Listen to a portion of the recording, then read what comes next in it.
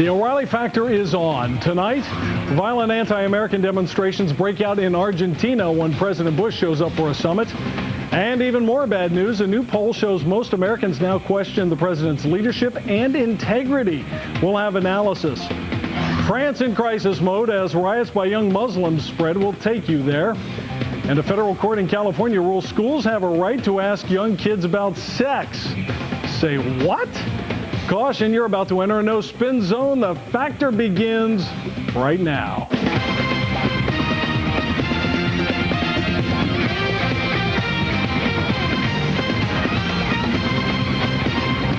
Hi, I'm Tony Snow reporting tonight for Bill O'Reilly. Thanks for watching us. We'll get right to our top story tonight. President Bush traveled to Argentina today for the Summit of the Americas, where he was greeted by some angry protesters who set fires, broke windows, and threw rocks. Authorities say more than 10,000 demonstrators showed up to voice their disapproval with the president. And the situation is not much better stateside. A brand new poll has the president's approval rating at 37%, another at 39%, not much better. But probably most troubling for the president and the administration, 58% of Americans now say they have doubts about George W. Bush's honesty. What exactly does the White House need to do to turn this all around? With us now, Republican strategist Ed Rollins, former White House assistant to President Reagan and former chairman of the Republican Party. Good to have you here. Nice to be with you. Actually, you're the National Republican Congressional Committee. First thing I want to do is to take this situation in South America. Here, the president goes to Argentina. He is not only greeted by 10,000 protesters who have a peaceful march, there are also 1,000 who are throwing rocks. Nestor Kirchner, the president of Argentina, shows up for a very frosty press conference, basically saying, you know, I have to put up with this guy. You have Hugo Chavez, the maximum leader of Venezuela, actually leading protesters, warning about America. If you're the president, if you're advising a president, as you well know, a really good president can leverage enemies and turn a situation around. What would you suggest? Listen, Chavez is a socialist, communist in the old days. He's the enemy of everything we're about, and I think the president just stands up to him. I think the president basically gives no quarter. We are still the economic superpower of the world, and it's very, very important that these Latin American, South American countries have us as their ally and trading partner. And there's consequences to this kind of stuff. You can't stop the protests in the street. I mean, we've had protests in Latin America for years. And 10,000 sounds like a big number, but it's not as significant at all. But I think the government policy needs to be tough, and the president needs to be very tough back to them. In other words, what the president needs to do, again, is to show that he's not apologetic for anything. Absolutely. Look at these guys, is it not true? The South American countries, they need American trade. They need free trade. Desperately. The president there is bringing them something they need. They know it. They're hot dogging in front of cameras because they think it plays well back home. But behind closed doors, and you've seen this before, how do you think they're acting toward the president? Well, they're very courteous to him. I mean, they're basically, you know, we don't mean, it's all apologetic. We don't mean this, or at least certainly the diplomats that are talking to our diplomats, you know, please excuse our protesters. Please, Mr. President, don't take the Molotov cocktails personally. Yes, absolutely. And it's, but I think the president has to be very firm in this. I mean, this is about law and order. Meanwhile, we also have at home the public opinion polls that have, every poll has his ratings now in the 30s. This happened to Ronald Reagan as well. There are two schools of thought. One is that you shake up the cabinet, you shake up the White House staff, you bring in new blood. What do you think about that idea? Well, only if there's certain places you need some new energy. It's still about him. At the end of the day, it doesn't matter how many advisors you change or what have you. It's still about the president. And this president's had a run of bad luck. At the end of the day, he's got to stand up and be tough and defend the things that he cares about. Underlying all of this is the war, and he can't back away at this point in time. He has to finish it, and he has to convince the American public the reasons to finish it. That we're on the verge of democracy there. They're going to have elections in December. We can't abandon our troops there, and he has to go basically take it to the American public and not be weak, but be strong. Ronald Reagan, when he first took office, fired the air traffic controllers, but he also put forward an agenda that nobody said could get passed. An aggressive series, not only of tax cuts, but also spending restraint in the first year of his administration. And he got it. His public opinion ratings went up because he was decisive and he was a man of action. Do you think the White House could learn from that example? Well, they can, and I think their congressional relations operation is probably the weakest part of this. We have Republican majorities. These Republican majorities are going to stand for election in 2006, and he has to basically make sure he gives them things that they can win on. They've got to tell him, well, they can put 218 votes and 51 in the Senate together, and he has to march forward with that agenda. The problem is that they've had big spending, there's been no vetoes whatsoever, and they've not had an aggressive domestic agenda, and he needs to have a domestic agenda that the public will stand up. Half the numbers in these polls are the Democrats that have been against us from the start. There's a little slippage among Republicans. That'll come back. People want... I mean, the dishonesty question is the one that surprises me the most. This president is still an honest, decent man. He's had a run of bad luck. And at the end of the day, he just needs to get back on top of the game. Tax cuts, immigration, good place to start? Well, immigration is very controversial. I mean, I think the issue is you can't have amnesty. If you put an amnesty in there, you're going to divide the Republican Party. But certainly security and certainly some sort of a program where you may expand legal immigration. But at the end of the day, you can't have the word amnesty in there in any way, shape, or form. But no guts, no glory. No guts, no glory. All right, Ed Rollins, as always, thanks. Next, chaos in Paris as well as violent protests erupt for the 9th night. We'll tell you what authorities are doing to stop it. Later, Fox News cameras go in search of Mark Rich, the billionaire financier pardoned by Bill Clinton, now may be knee-deep in oil for food scandals. We'll show you what happened when we tried to track him down. That is coming up. Talking Points is brought to you by BASF, the chemical company. At BASF, we don't make the dress, we make it brighter. We don't make a lot of the products you buy, we make a lot of the products you buy better. BASF, the chemical company.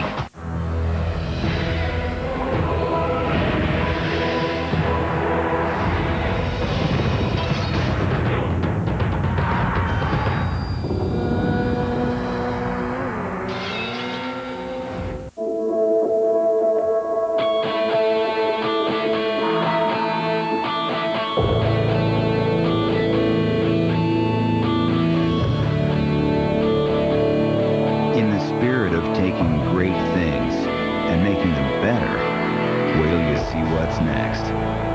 Introducing the all-new 2006 Lincoln Zephyr. Lincoln, reach higher. When you're a star like me, things are taken care of. You see? A second bag. Second. Even my independent insurance agent spoils me. Ryan, after comparing a number of companies, I recommend Drive Insurance from Progressive. You'll get a policy customized just for you. How does the other half live? Actually, I do it for everyone. Do you? To find an agent who'll take care of you, go to driveinsurance.com. Life doesn't stand still, and neither do we. That's why so many people come to Lowe's for designer lighting and fans. Not because we have the widest selection, which we have, or because our prices are so low the latest styles are now within everyone's reach, or because nobody works harder to save you money every day, which Lowe's promises to do. You see, at Lowe's, improving home improvement never ends.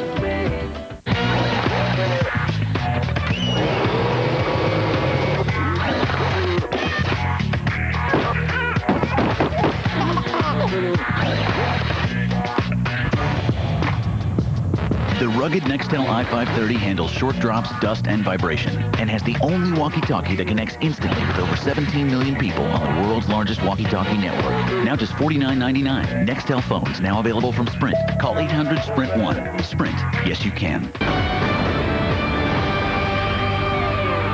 Hello, everyone. I'm Rebecca Gomez. The FBI says it knows why documents suggesting Saddam Hussein tried to get uranium from Niger were forged.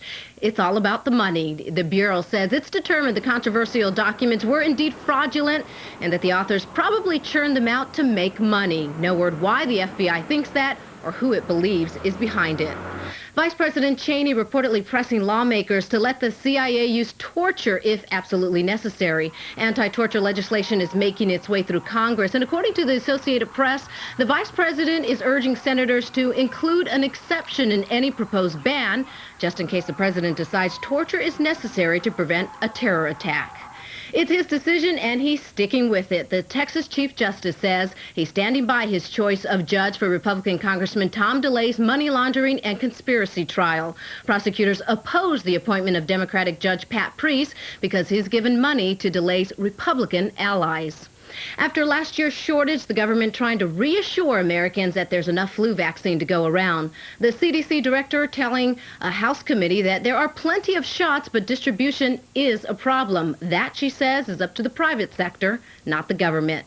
Next news break, just after the bottom of the hour. The O'Reilly Factor continues right now, and for all the latest headlines, log on to foxnews.com. You're watching the most powerful name in news, Fox News Channel.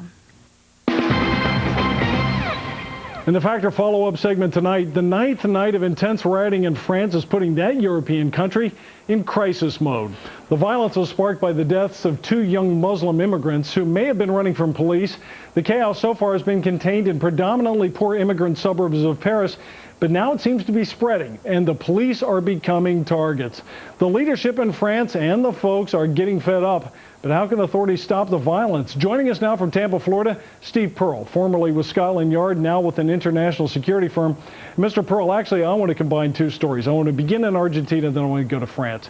Here you have the Summit of the Americas. You have at least 1,000 protesters hurling Molotov cocktails, brandishing clubs, and so on.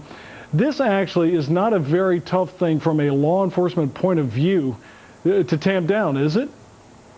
Actually, it's not. I mean, any visiting head of state to any country, that country should have plans in force to range from anything from an assassination attempt to major public disorder like we're seeing in Argentina at the moment. So, I mean, I think about the World Trade Organization protests when I was in Washington, D.C., where I live. And a couple of years ago, you had 1,000 or more protesters show up, and the local police said, "You're welcome to come here. Please go buy some coffee. But if you start protesting and you get out of designated protest areas, we will arrest you, put you on buses, and convey you to the sports stadium," which is exactly what they did. And there were no incidents. Now, it appears to me that in Argentina, there have been there are very few attempts by police other than the occasional tear gas canister. This is one where I think one has to acknowledge that maybe the local police are not as tough as they ought to be. Exactly, and they could benefit from training from countries or organizations that have actually had experience in major public disorder. I mean, my opinion of this in Argentina is that it's ill-planned, unprepared, and totally uncoordinated by the police. Now let's talk about what's been going on in France. We just saw some pictures of blazes in the suburbs of Paris. This is something that has been permitted in its own way. Not merely to go on, but it's now spreading. It's almost like a forest fire leaping from suburb to suburb. Much tougher. How do you deal with it? Well, absolutely. This is no longer after 9 days sporadic violence. This is totally coordinated, planned and orchestrated. There are obviously ringleaders behind this, and basically you need to get to those ringleaders. You need to take them out, and then everything else falls apart. And how do you take them out? You can do it in a number of different ways. Certainly in our experience in the UK, we would infiltrate the rioters with undercover officers to try and pinpoint these people. These people are never at the front of this. They're always at the rear with cell phones, with radios, coordinating rioters, telling them what to do next. Then you have a number of options open to you. Snatch squads that can go in and take them out once they've been pinpointed. And then again, we move on to the firearms side of things, where shots are being fired at police. They basically need counter-sniper teams on the roofs of buildings, armoured vehicles to go into these buildings and take these people out. Now, the French actually are pretty good at doing intelligence work. You've had some experience with them, no doubt. This is something that they could do if they really got determined, isn't it? I think the French, and I'm not a politician, have a very socialist and liberal government. And I think this has allowed this incident to develop like this. You know, they have very lax laws over there. They certainly do. The CRS in particular, which is the French riot police, yeah, they could certainly go in and do this. I don't know why. They seem to be fighting this with one arm behind their back. Well, I think originally it was thought, okay, we've got to be careful because these are Muslim rioters, even though it has not been reported as such, at least generally. You had a couple of young Muslim kids who were, I guess they were 19 and 21. They went hiding in an electric substation. They were electrocuted, and then all of a sudden people started rioting. Obviously, there was insufficient initial response. They could have avoided the mess. Now they are going to need probably not only police, but as you pointed out, national military forces involved, aren't they? Absolutely. And what started off as a spontaneous incident has grown and grown. And as I said, there are people behind this. And I don't use this from the perspective that these are Islamic. Call them what you want. Terrorists, anarchists. There are always people that are willing to jump on something like this to totally undermine the fabric of society. Yeah, well, one of the other things is, and I want to talk about that because this is what happens next. It's interesting, a few years ago, the French were sneering at the LA riots and how Americans responded to it. Also, Jacques Chirac was thinking that Muslims in France, and it's a growing and substantial part of the population, were useful because they, like the French government, opposed American involvement in Iraq. But all of a sudden, you have something that is far more dangerous because the signal that's being sent is the protesters can actually bring the government to its knees. And what you have is something that not only strikes at the moral fabric, but does it not also strike at the credibility that people are supposed to enforce law and order?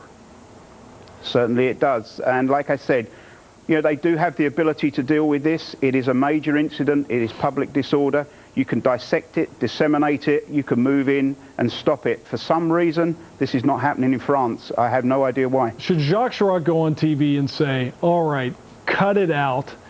If you don't cut it out within the next day, we're going to get tough with you? Certainly. I mean, Jacques Chirac is the leader of the country. I think that's exactly what he should do. He should mobilize the troops, and he should threaten them with that. If this doesn't stop today, then tomorrow will be a different story. All right, Mr. Pearl, thank you so much for joining us. You're welcome, Tony. Directly ahead, California voters will decide on a controversial teen abortion measure. Some say it will put pregnant teens in danger. We're going to hear both sides in a moment.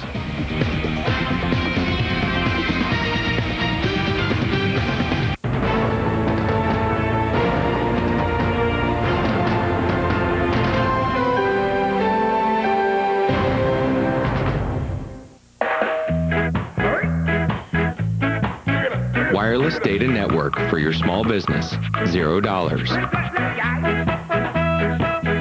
The latest color printers for your small business, $0. 5 Trio smartphones for your small business, $0. Feeling like you can take on the world? Priceless. Use your MasterCard business card for a chance to win a free technology upgrade put together by an IT expert. When you're smiling, the whole world smiles with you. Some people are happier at work than others. They're using Kyocera printers and copiers. Kyocera. Advanced technology that's simple to use, more reliable on the network, and lets you share documents with ease. They're people-friendly. People-friendly printers and copiers. Only from Kyocera. The whole world smiles with you.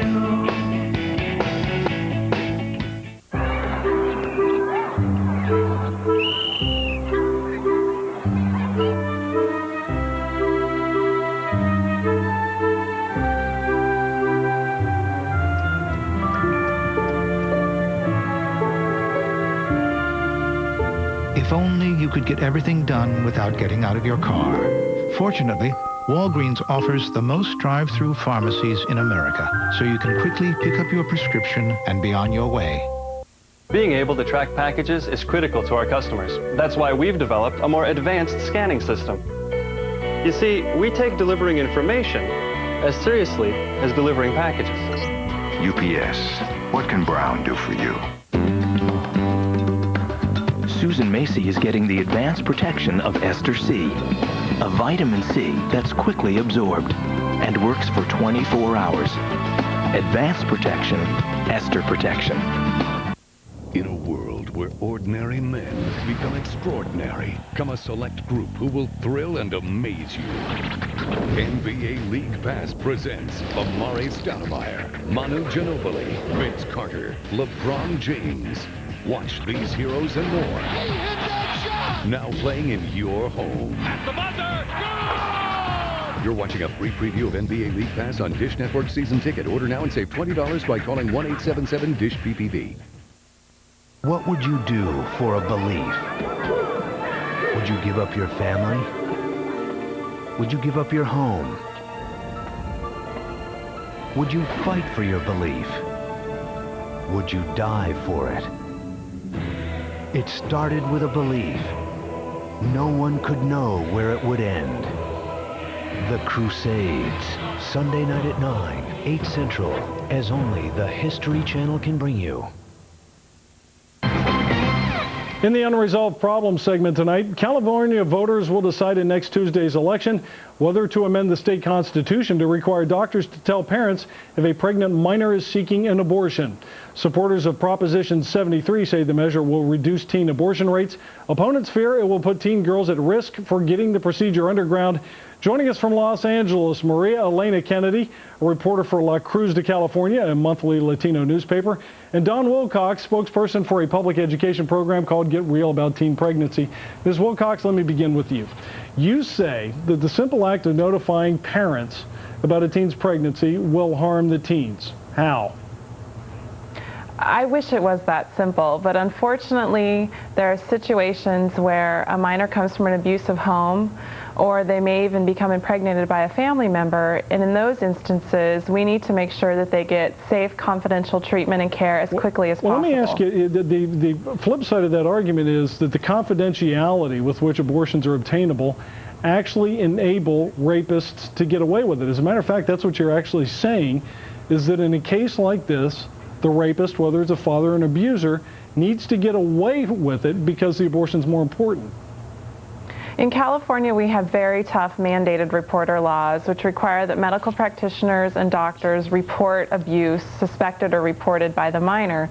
So those laws are in place. Our concern is that if a teenager is faced with an unintended pregnancy and they can't involve their parents, that instead of seeking care, they may try to take matters into their own hands or not seek care at all. Ms. Kennedy, how worried are you about this? Are you not concerned that teens, if this law goes into effect, are going to say, can't tell mom and dad, maybe I'll go someplace else? Well, of course I'm concerned. That's why we made sure we have a judicial bypass in the initiative. The clinics are well funded. They're set up to be able to shepherd these girls through the judicial system. So I don't see why that is such a concern. Okay, let me explain here. When you talk about a judicial bypass, it means that the girl could go to a judge and say, look, I got a terrible situation here. I can't tell my parents. Here's why. You take care of it. And the judge, therefore, is empowered to do it. My question is, how would a teen know to take advantage of the judicial bypass?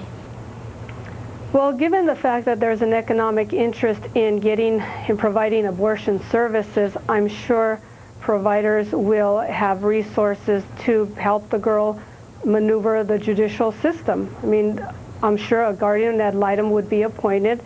That happens right now if the teen is involved in a civil action. And there would be adults who would be able to help her to get the waiver. Okay, we thought about that long and hard. Ms. Wilcox, as you know, if a teenage girl wants to get an aspirin at school, wants any kind of minor medical treatment, YMO, they got to call mom and dad. They got to call mom and dad because of malpractice laws and so on.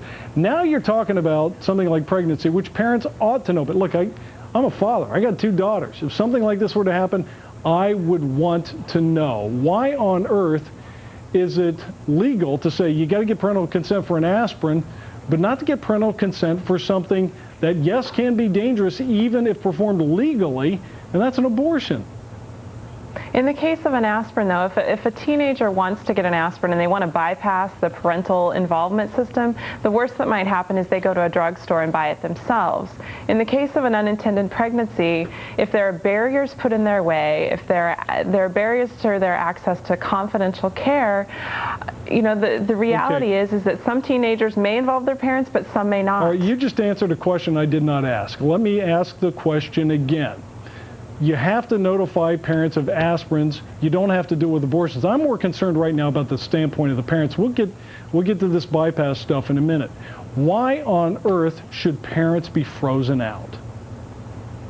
Parents do want to be involved, but at the end of the day, if they have to decide between their right to know and their daughter's safety, many of them do choose their daughter's safety. In the case of an aspirin, that's not a time-sensitive issue. You've just said then that if they find out about it, they're going to say, oh, darling, you go ahead and get it. I mean, it seems to me that what you've set up is kind of a false difference here in the sense that you say the parents are worried about their safety. Well, if that's the case, then why not notify them? But in the situation of an aspirin or a trip to the tanning salon or any of these other arguments, those are not time-sensitive issues that might put a teen's life at risk if they feel like they can't follow the process all the way through. In relation to an unintended pregnancy, we do know that many teens involve their parents.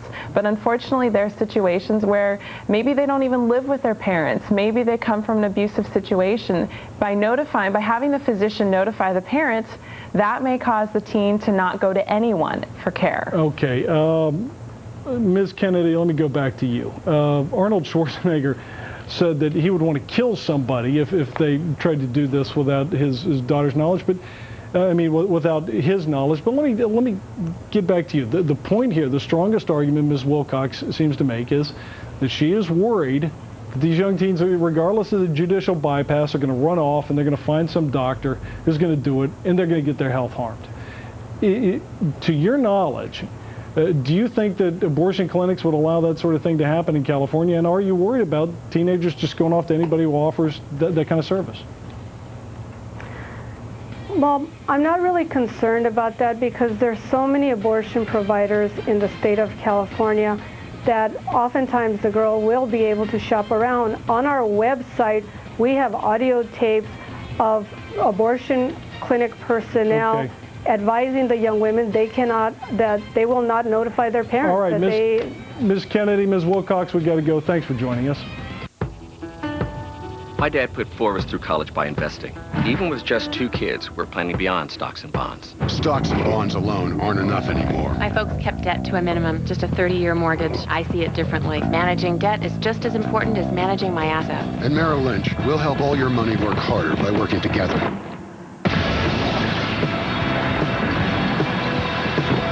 Cash, investments, mortgages, retirement. That's Total Merrill. The nation's top critics are hailing Shop Girl. Rolling Stone calls it a grown-up romance. It's one of the smartest, funniest romantic comedies to come along in a long time. Ebert and Roper give it 2 thumbs up. You look like an angel. It's the finest performance of Steve Martin's career, and the New York Times calls Claire Danes flawless. She'll be hard to beat at Oscar time. Shop Girl, rated R. Get ready to have the time of your life. Now playing at a theater near you. What tobacco issues are important to you? The health effects. That's what I'm concerned about. The fact is, there is no safe cigarette. Lights and ultralights are no exception. And to reduce the health effects of smoking, the best thing to do is to quit. At philipmorrisusa.com, you can find information from public health authorities on the dangers of smoking and links to help smokers who've decided to quit. Find out more. Visit philipmorrisusa.com. Can you control your destiny? Can you do it with a spoon? Each morning we choose. We say, I'm hungry, or, cookie dough. This is a turning point. So you pour honey-toasted Kashi Go Lean Crunch with twice the protein and fiber to help you feel healthy, not hungry, all morning long. You like this Go Lean Crunch feeling. Could every day be a good day? Kashi Go Lean Crunch. See how far it takes you. Between my 2 phone bills, it's probably about $60 a month. About $150. Probably $100 a month. With Vonage, you get unlimited calls to anywhere in the U.S. and Canada, and all the cool features you could ever want are included. And it's just $24.99 a month. Call 1-800-972-4VON and get your first month free. This offer is also available online and at these fine retailers. Vonage, the #1 internet phone service.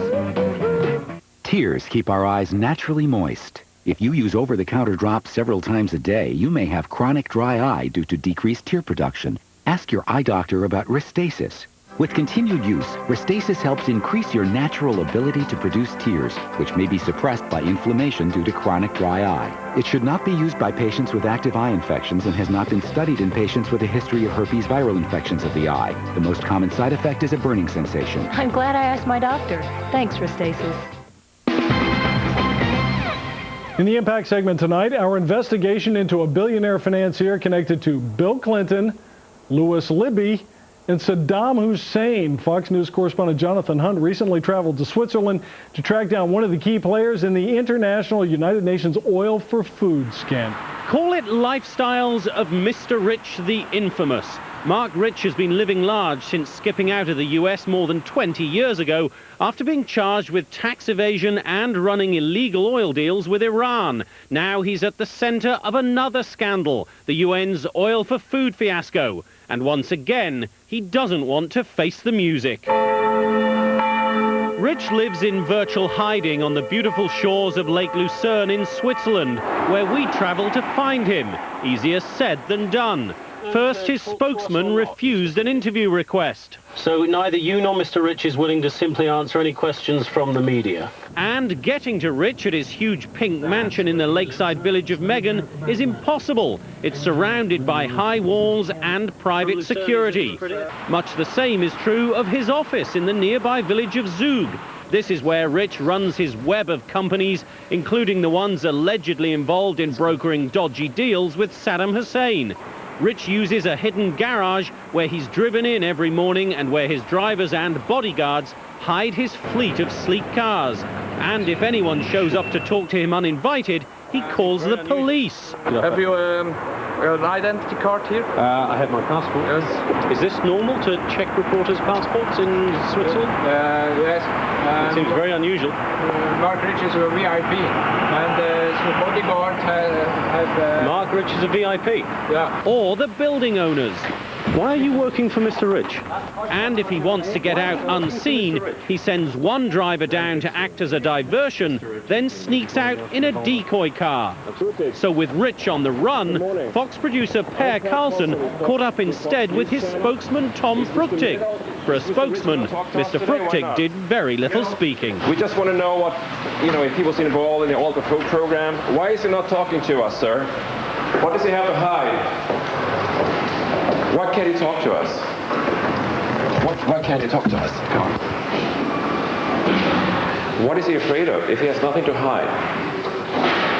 What is he afraid of? A picture's worth 1,000 words or more. Jonathan joins us now. So you went trailing after Mark Rich, and obviously it was one of those things. I love this. Mark Rich is a VIP. Now, extraordinary, isn't it? Mark Rich got a pardon from Bill Clinton. It was one of those, 11th hour pardons by the former president. And the first thing he did was he went off to Switzerland, went back into hiding, and apparently went back to his old tricks. And went straight back to busting sanctions against Iraq. It was within days of that pardon that he was brokering these dodgy deals, paying Saddam Hussein more than $1 million, according to Paul Volcker, who's investigating the oil for food scandal, in illegal bribes. Straight back to it, Tony. Mark Rich, not a stupid guy. What did he get for it?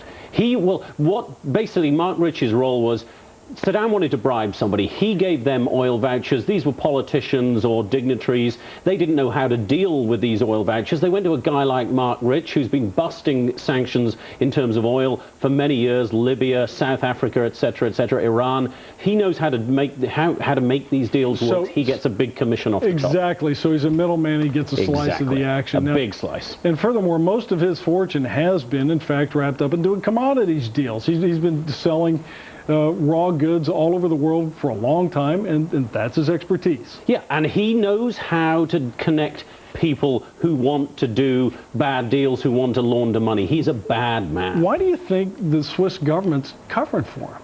$5 billion a year in profit that he generates. He employs 500 people in that small town of Zug. He's a very popular man. You heard the policeman. This was a riot cop as well. This wasn't a normal street cop. This was a riot cop who came to have us thrown out of there and said, Mark Rich is a VIP. It's all about money, and the Swiss authorities are not cooperating with anybody in all of this. They're protecting the guys who do the dodgy deals, who launder the money, because that's what the Swiss economy is built on. Yes or no? Did they frisk you?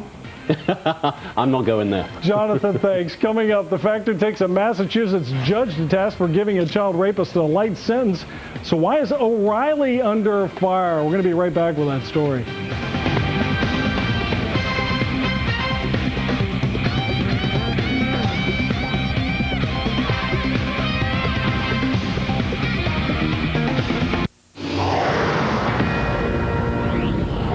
is a Fox News alert. I'm Rebecca Gomez. A terror suspect arrested in England had pictures of the U.S. Capitol building on his computer. The 22-year-old is one of 3 men facing various terror charges. Police say he had how to make a car bomb videos on his hard drive, as well as clips of different Washington monuments. However, the Capitol Police Chief says he does not believe there is a direct threat to the Capitol building. Terrorists issue a warning to foreign diplomats in Iraq, get out or else. The warning posted on an Islamic website by Al-Qaeda in Iraq. That's a group led by wanted terrorist Abu Musab al-Zarqawi. They say they're going to kill 2 Moroccan embassy employees who were kidnapped while driving from Jordan to Baghdad. The bird flu migrating further across Asia. China and Vietnam both reporting new cases of the virus in poultry, and Japan destroying 180,000 birds in order to stop an outbreak. The avian flu has killed at least 62 people in Asia over the past 2 years. Thailand says it's going to fight the illness with its own antiviral drug.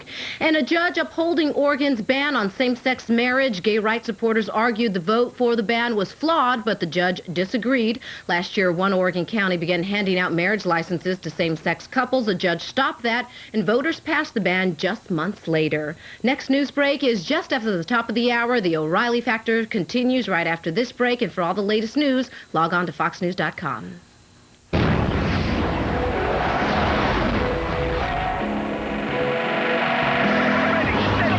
Saab was founded by 16 aircraft engineers. Their spirit lives on. The Saab 9-3 Aero convertible with an all-new 250 horsepower turbocharged V6. When you used to build jets, you don't build just another car. Saab, born from jets. When you're a star like me, things are taken care of. You see? A second bag. Second. Even my independent insurance agent spoils me. Ryan, after comparing a number of companies, I recommend Drive Insurance from Progressive. You'll get a policy customized just for you. How does the other half live? Actually, I do it for everyone. To find an agent who'll take care of you, go to driveinsurance.com. How can one company help create stronger, lighter, safer, quieter vehicles and support research into new energy sources to run them?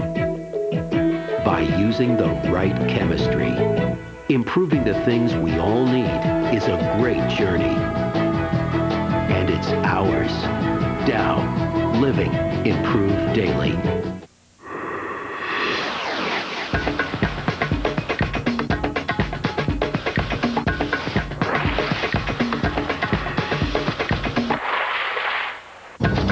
Isn't it nice when things just work?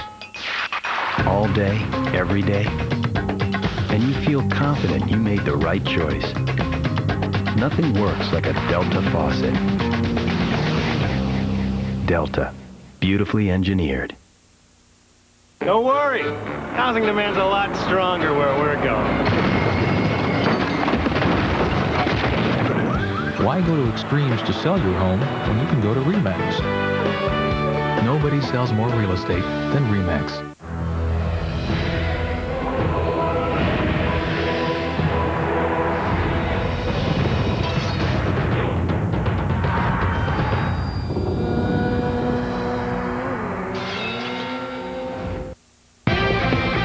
The #1 show that dominates cable news, The O'Reilly Factor. Thanks for staying with us. I'm Tony Snow in for Bill O'Reilly in the Factor Flashback segment tonight. Holding judges responsible for handing out light sentences. O'Reilly scorched Massachusetts Judge Margot Botsford for giving child rapist Robert Burns 8 to 11 years in prison. Burns is a repeat offender, and since he brutalized 5 boys in this case, it comes out to 2 years per boy. But not everybody agrees with Bill's criticism. You think I'm wrong on this case? Well, number one, I'm speaking for not only Judge Botsford, but for the independence of all of the judges of the Commonwealth of Massachusetts. With respect to Judge Botsford, Bill, she gave an 11-year sentence to somebody who'd committed these offenses in 1993. At the time Burns committed the offenses, he hadn't committed any other offenses. Your report last week was a little bit incorrect because you described him as a serial a rapist, and that's just not the case. Whoa. Hold on. All right, go ahead. He had a history in Ohio. He's a Catholic priest. He got booted out of Ohio. Law took him in Boston because of pedophilia. All right. He had a beef up in New Hampshire. All right. And the beef in New Hampshire, he was sentenced and incarcerated before Botsford sentenced him. So you're telling me Botsford didn't know any of that? No. He was sentenced for offenses that happened in New Hampshire. Those offenses in New Hampshire happened after the offenses in Massachusetts. It doesn't matter when they happen. It does matter. He wasn't indicted on the offenses in Massachusetts until 2005. And he received an 11-year sentence. He's 56. Hold it. Just a minute, Bill. She knew he was a serial offender because the New Hampshire beef was before 2005. Well, it depends on how you're going to define serial offender. But come on! He molested children in New Hampshire. Yes, he did. He went to jail for it. And she gives him 8 to 11 on another beef? He should be put away for life. She could have put him away for life. Well, there's no question the Massachusetts legislature has made the policy judgment that the sentence in this case could be probation to life or anywhere in between. The district attorney recommended in this case a sentence of 12 to 15. The defense lawyer was looking for 4 to 8. She awarded a sentence of 8 to 11. He'll do the whole 11 years. It doesn't matter. He'll be on, just a minute. Then he'll be on probation for 10 years from the date of his release under the threat of a life sentence. If you, number one, all 5 of these victims went to Judge Botsford and told her their lives were destroyed, all 5. She heard that. And Judge Botsford, in her remarks in open court, recognized that. And gave them 2 years for each one? No, their lives are ruined. Yeah, look, there are 5 boys, and he serves 11. Do the math. So you're telling me, Mr. Ryan, you're telling me that you ruin a person's life and you get 2 years per person, and that's okay with you? That's not the way the sentence is. It's an 11-year sentence. You can do the math. It's 11 years in state prison. For 5 separate human beings being molested as little boys. Even under the law that you advocate, you're not advocating sentences of 25 years per victim. You're advocating for 25-year minimum mandatory sentence. Correct. What happened in this case was an 11-year sentence. He'll be 67 years old when he gets out, and he'll be closely supervised on probation for the next I can't believe you think that's a fair sentence. If it were your kid, you'd be outraged, and if it were my kid, I'd be outraged, and you guys... Well, not only is it... Let me tell you something. Not only is it a fair sentence, it's a just sentence. It's a sentence in accordance with the law of the Commonwealth. With the guidelines that have been issued, you can take your guidelines and you know what you can do with them. You should have Jessica's law there, 25 years first offense. That's fine. You should have it. Reasonable people can quarrel with a sentence or sentencing philosophies. But no, you're not. You are attacking an individual judge because you don't like the sentence, and you attack judges all over this country you bet I do. You don't like and Botsford did it before. In 98, Botsford sentenced... Wait. In 98... Look. Botsford's got a history of this. It's not just one. Go ahead, give me. In 98, Botsford gave James Chambers, 36 years old, 4 to 6 for raping an 11-year-old. Now, you think 4 to 6, Mr. Ryan, is a just sentence for raping an 11-year-old girl? You don't think that's a fair sentence. I know you. You don't think that's fair. Why are you sticking up for this judge? I am sticking up for the judge and any judge that exercises their discretion in a lawful manner. She's wrong. She's soft. You have a right to criticize the judge, but you don't have a right to launch into a personal attack on this judge. How did I personally attack the judge? Wait a minute. You called her a national disgrace.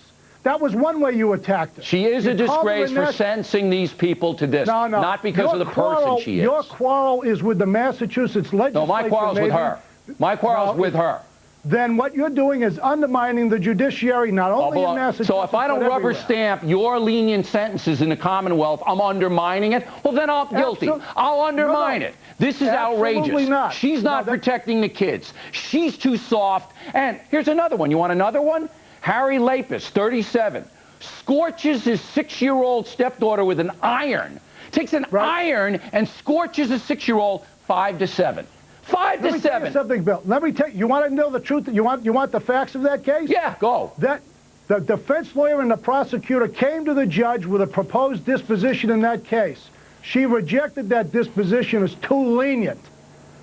Too lenient. You think 5 to 7 is a just sentence for scorching a 6-year-old with a hot iron? You think that's a just sentence? On the facts of that case, to prevent the kid from having to testify in an open court, absolutely. Jeez. It was a sentence that this judge refused to impose a sentence that the prosecutor recommended. All right. She said that's not enough. I got to tell you, Mr. Ryan, it's open season on kids in the Commonwealth of Massachusetts. Open season. You can rape them, scorch them, brutalize them. You can do whatever you want, and you'll get 5 to 10. Okay, and then all of that. You can't attack judges because you disagree with the lawful sentences they oppose.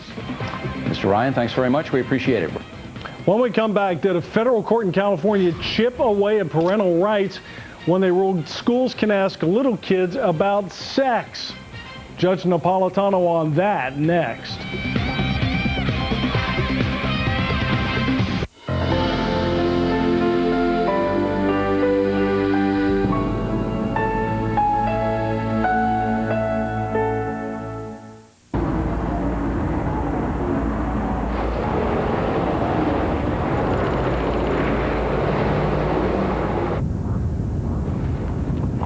Three climate zones. How's he doing back there?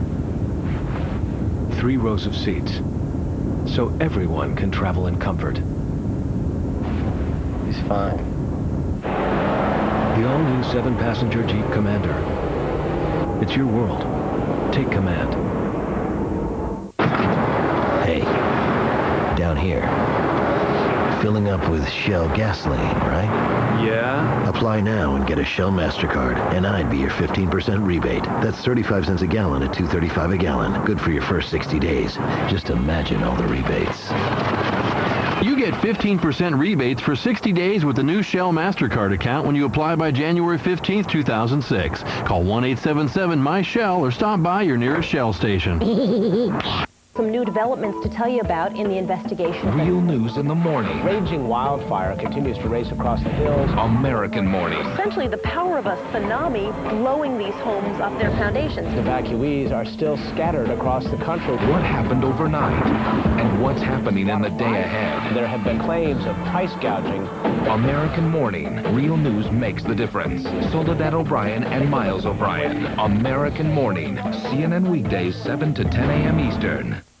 Now, from Avacor Hair Regrowth, there's today's Avacor. With Boost, that gives you visibly thicker hair with the first application. With today's Avacor, you get twice the benefits. Thinning hair results from toxic degeneration of the hair follicle. Avacor targets the hair follicle to reverse hair loss, improve blood flow, and stimulate new hair growth. But don't just take our word for it. I decided to fight back. I tried Avacor because they give a money-back guarantee. In just 3 months, my hair came back. I was amazed. Well, I'm 72 years old, and I can tell you honestly, I have a fuller, healthier head of hair now than I did when I was 18 years old. Avacor really worked.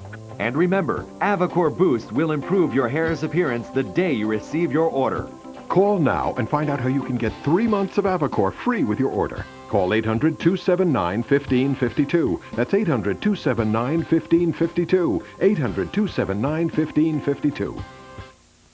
If you didn't watch jewelry television today, you missed. Have a look at this ring. We just got 300 of these in. I love this. I want this. And a 10-carat white gold wedding set. $150 sold with 2.5 carats of diamonds and sapphires. It is gorgeous. Dramatic savings on fine jewelry and gemstones all the time. Today's show is history, but tomorrow's is a whole different jewelry television. We're as passionate about jewelry and gemstones as you are. Jewelry television, changing the way America buys jewelry.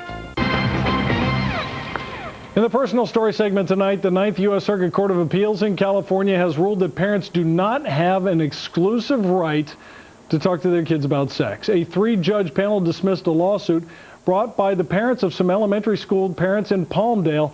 They objected to a sex survey given to 1st, 3rd, and 5th graders. With us now, Fox News senior judicial analyst Judge Andrew Napolitano, author of the book Constitutional Chaos. Judge, before I get into this, I got to share with viewers some of the questions. Now, this is for 1st, 3rd, and 5th graders. It's hard to believe, but these are the questions. These are some of them. Right. First, it's frequency. Never, sometimes, always, frequently. Here are the questions. Touching my private parts too much. thinking about having sex, thinking about touching other people's private parts, thinking about sex when I don't want to, washing myself because I feel dirty on the inside, not trusting people because they might want sex, getting scared or upset when I think about sex, having sex feelings in my body, can't stop thinking about sex, I'm not done yet, getting upset when people talk about sex, and questions that include, have you been touched by someone on your body that made you feel uncomfortable? You know anyone who's been abused? First, third, and fifth graders. Here's what Judge Stephen Reinhart wrote when parents complained. He said that parents do not have a specific right that can be found in the deep roots of the nation's history and tradition or implied in the concept of ordered liberty to say, sorry, none of this for our kids. You know, most respectfully, Judge Reinhart must be talking about another nation if he's suggesting that he can't find in our tradition and our history the right of parents to raise their children. Here's the background. The questions that you just cited were not on this survey when the school board sent it out to parents saying this is what we're going to ask your children. Mysteriously, Tony, all the questions about sex were added. The questions were put to the students came home and complained that parents raised a stink. They filed a suit in federal court. A federal judge in Los Angeles said, you don't have any right to sue. If you don't like the way the school board is teaching your kids, go to another school system. They appealed it to the United States Court of Appeals for the Ninth Circuit, the most liberal of all the federal circuits in the country. And the most often reversed. And the most often reversed. And the most liberal of all 35 judges on that court, Judge Stephen Reinhart, married to the head of the ACLU for the state of California, wrote the opinion for a 3-judge panel, basically saying the state knows better than parents do. Judge Reinhart is no stranger to finding new rights in the Constitution, and yet he cannot find in the Constitution any right for parents to have some control over what gets shoveled into their kids' heads. This is almost Stalin-like by its exaltation of the state as controlling the minds of children over the parents. It basically says we cannot we cannot accept the Board of Education to adapt to the idiosyncrasies of parents. Idiosyncrasies. You're talking about parents raising 5-year-olds who don't want anybody talking to them about sex. Now a federal judge is saying you can't stop the school board from talking to them about sex. Do you think Sam Alito, who was an old college classmate of yours, would say that there's nothing in the Constitution that would... I think Sam Alito will write the opinion reversing this, Tony, but a lot of kids will suffer in the interim. Speaking of which, this case may be appealed to the U.S. Supreme Court. One other note, the questions finally were stricken after parents really did raise Cain and the public found out about it. Judge, as always, thanks. Pleasure, Tony. In a moment, the famous falling out between Jerry Lewis and Dean Martin, the only living member of the legendary duo, reveals the truth behind the very public breakup. That's next.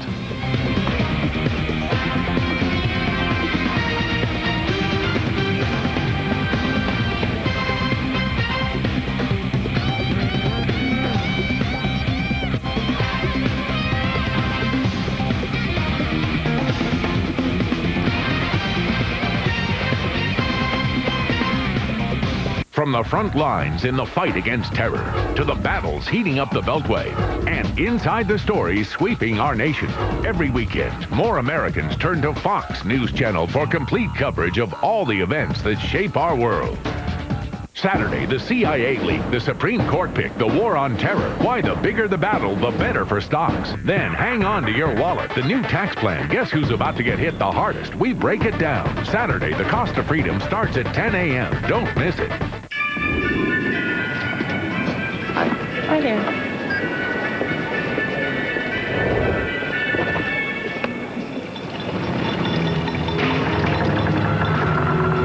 Use your Visa card this holiday season and you could be one of 50,000 winners in Visa's $1.5 million holiday giveaway. With a grand prize of $250,000, even the smallest purchase could turn into something big.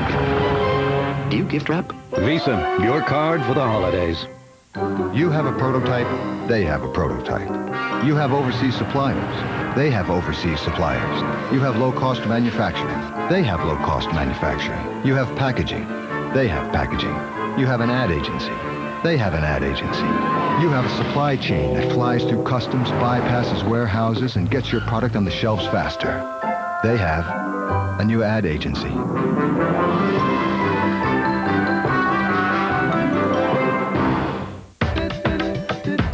Life doesn't stand still, and neither do we. That's why so many people come to Lowe's for designer lighting and fans. Not because we have the widest selection, which we have, or because our prices are so low the latest styles are now within everyone's reach, or because nobody works harder to save you money every day, which Lowe's promises to do. You see, at Lowe's, improving home improvement never ends. How does the Merck Patient Assistance Program help people? Because of the program, I get the medication I need. The program? My doctor told me about it. You may be eligible for the Merck Patient Assistance Program if you don't have health insurance or a drug plan and are also unable to afford the Merck medicines your doctor prescribes. Your doctor can make the request. Because of the program, I get my medications free. For nearly 50 years, the Merck Patient Assistance Program has helped millions of people get the Merck medicines they need at absolutely no charge. If you're eligible, the Merck medicines you need can be delivered to your doctor or right to your home. The program sends the medications straight to my house. At Merck, we believe our medicines should be available to the people who need them. For more information, call 1-800-727-5400 or click on Merck.com. The Merck Patient Assistance Program. Merck, where patients come first. In the back of the book segment tonight, the dynamic duo of Dean Martin and Jerry Lewis. The pair made 16 movies during their 10-year partnership, but the relationship came to a bitter end after a very public falling out. Martin died 10 years ago after a fragile reconciliation with Lewis. Now Lewis is telling all in his new book, Dean and Me, and he recently entered the no spin zone. I was struck, first of all, on how much you and Dean Martin changed over the 10 years or so you were together, right? 45 to 56. You guys changed a lot. Was that fame that did that? Oh, sure. Being able to go shopping for something over 15 bucks is a wonderful feeling. And when you do that, you think that you're handling what's happening. You really think you're handling it well. But when you look back and you get older and a little bit wiser, you think about, gee, I could have done that better, or I could have been cooler about it. It's very, very tough for a 19-year-old kid to look at $30,000 for a week's work. Yeah. Wait a minute. So both of you started with nothing. We had nothing. All right, and then you made it fast. Yes. I mean, I know people understand how big Martin and Lewis were, but for 6 years running, you guys are the biggest box office in the world. Right. For 6 years running. So you were the equivalent of Brad Pitt today. Yeah, right. That kind of stuff. Yeah. Or the Beatles. Or the Beatles, yeah. Right. So you have nothing, you hit it where everybody in the world knows you, your money's coming in all over the place. You both changed in different ways. How did Dean Martin change? I think Dean was awestruck, and he made no bones about it. With me, he would never say anything that sounded like he might be a wuss, but to me, he really confided in, I don't know what to do next. That's what we're talking about. You played golf in the afternoon. You saw your kids, or you'd go to a show or whatever when you're not working. Why should that change? And I'm 10 years his junior at the time. Right. But the wonderful part about the relationship was that he had the kind of respect for my know-withal based on theatrics. And he never questioned anything that I said when it came to what's best for the act. How did you change over the same period of time?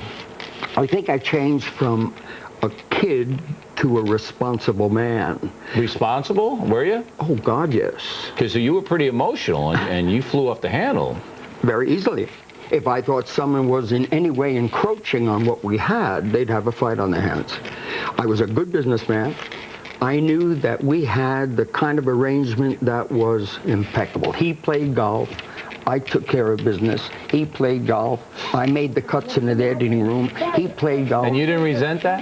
No. Because you guys were splitting 50-50. Absolutely. You were working harder than he was. But I was a workaholic. He knew I loved it. Oh, so you loved it. Oh, right. God, yes. At the end of Dean Martin's life, he was kind of a sad figure. Yes. His son had died. He divorced his wife, the love of his life. And he kind of died in a very sad situation. Yeah. How do you process that? When his son died, I called my wife and I said, my partner died today. His son crashed a plane into a mountain.